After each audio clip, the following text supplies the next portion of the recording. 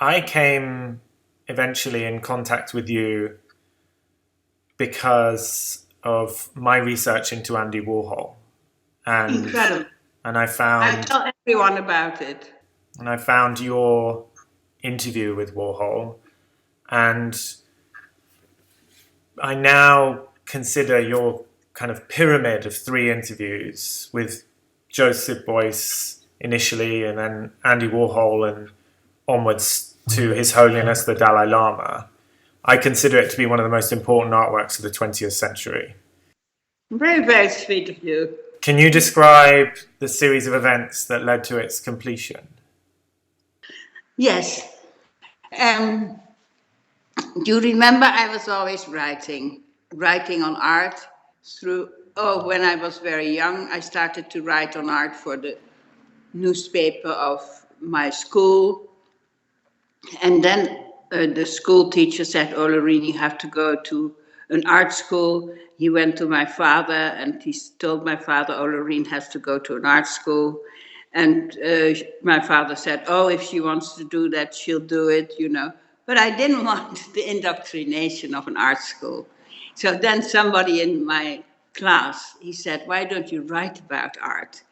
And you talk to artists, you learn so much more than in a school." And I was totally happy with his suggestion. So I thought, oh, I must write about art.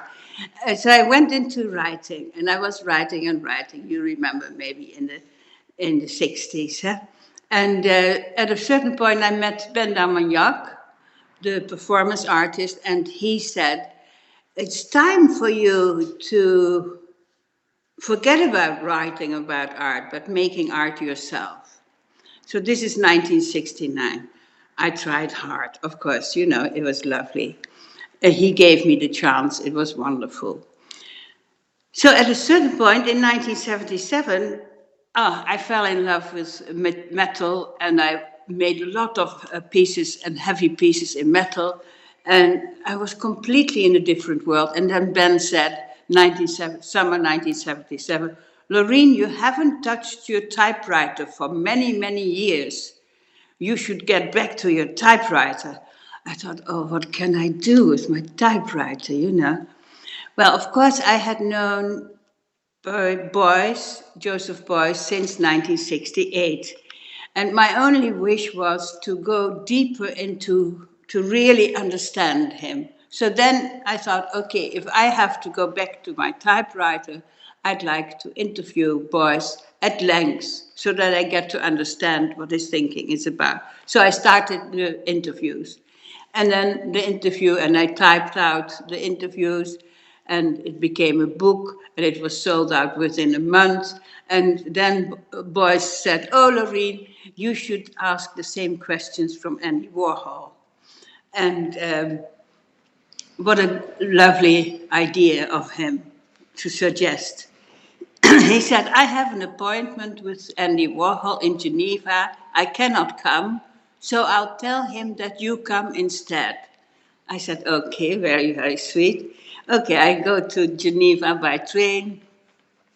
I sit there, I put my questions, and the assistant of Andy Warhol says, "Oh, there are 40 people waiting."